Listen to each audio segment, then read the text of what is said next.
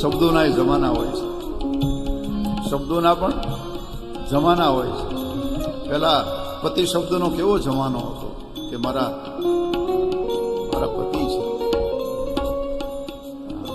પેલા તમે જુઓ, એક મિનિટ પેલા સાસુ શબ્દનો કેવો જમાનો હતો. આમાં સાસુ શબ્દ આમ બેન સાંભળે ત્યાં તો ફાટી પડે, હાય હાય સાસુ. હવે સાસુ શબ્દનો આખો જમાનો જ ગયો. હા તમે જુઓ, નહીં તો એનો જમાનો શબ્દનો જમાનો હતો. હા કે સાસુથી બીવે, બહુ બીવે. હા ના, અત્યારે બિચારી સાસુ મીંદડી બની ગઈ અને બહુ ફાટી.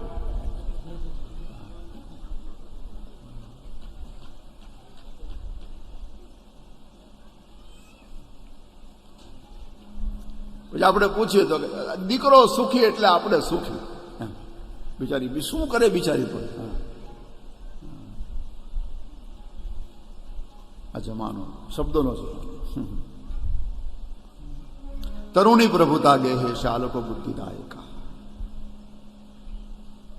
કન્યા વિક્રયનો લોભા. લોભને વશ થઈ માતા પિતા કન્યાઓની સગાઈ નહીં કરે, વેપાર કરશે. આવું લખ્યું છે. વિક્રય કરશે, વિક્રય. અને દંપતિ નાંચ કલ્કનમ. દાંપત્યમાં ક્લેશ ઘૂસી જશે. ન યોગી નૈવ સિદ્ધોવા ન જ્ઞાની સક્રિયો નરા. ન જ્ઞાની સત્ક્રિયો નરા. યોગી મળવો મુશ્કેલ થશે, સિદ્ધ મળવો મુશ્કેલ થશે, અને ક્રિયાવાન વ્યક્તિ મળવો મુશ્કેલ થશે. કળિયુગનો દાવાનળ એટલો બધો પ્રજ્વલિત થઈ જશે કે સાધનો બળીને ભસ્મ થઈ જશે. બ્રાહ્મણો વેદને વેચી નાખશે. શિવ શૂલા દ્વિજા થયા.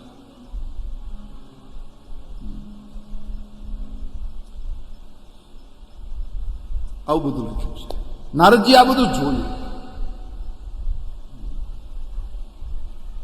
એટલે નારદજીએ સનતકુમારને કહ્યું આ બધું જોયું એટલે મને, અને એમાંય વિશેષ એ જોયું કે હું વૃંદાવનમાં ગયો ફરતો તો વૃંદાવનમાં એક યુવાન સ્ત્રી બેઠી હતી. બાજુમાં બે વૃદ્ધ પુરુષો સૂતા હતા, અચેત હતા, તાકાત વગરના હતા.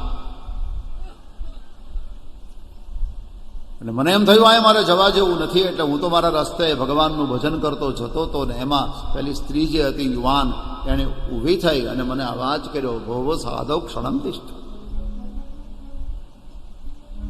એ સાધુ મહાત્મા થોડી વાર ઉભા રહો.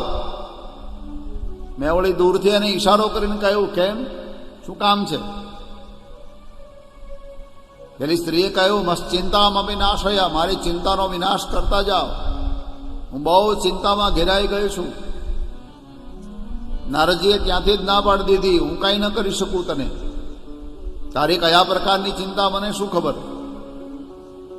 તું સ્ત્રી, હું સંત.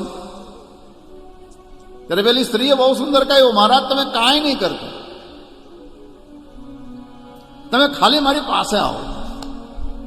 દર્શનમ તવ લોકસ્ય સર્વથા હરમ પરમ.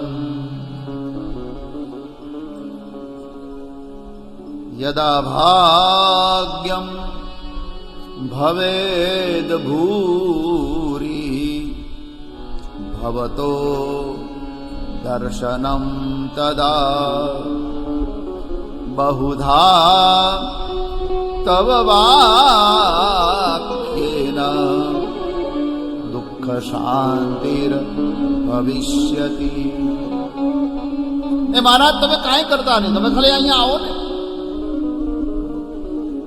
તમારા દર્શન માત્રથી મારા બધા જ દુઃખ જતા રહેશે. અને તમે એક શબ્દ બોલશો ને એટલે મારા બધા સંશયો મટી જશે, મને શાંતિ થશે. અને મારા તમારા જેવા સંતનું દર્શન તો ભાગ્ય હોય એને આપ આવો.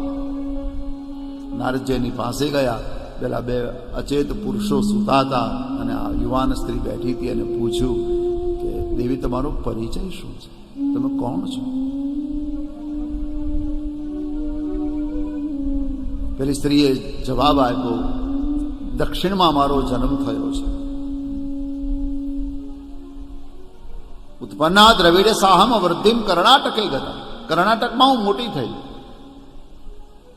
મહારાષ્ટ્રમાં કોઈ કોઈ જગ્યાએ મારું સન્માન થયું, પણ ગુજરાતમાં આવી હું વૃદ્ધ બની. ગુરજરે જીર્ણતામ ગતા.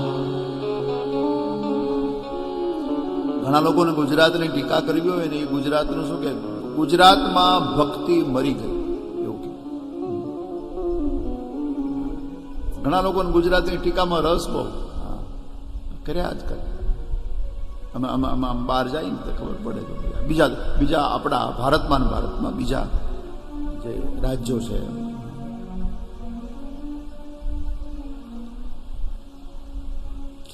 ભક્તિ મરી નથી. ભાગવતમાં લખ્યું છે જીર્ણતામ.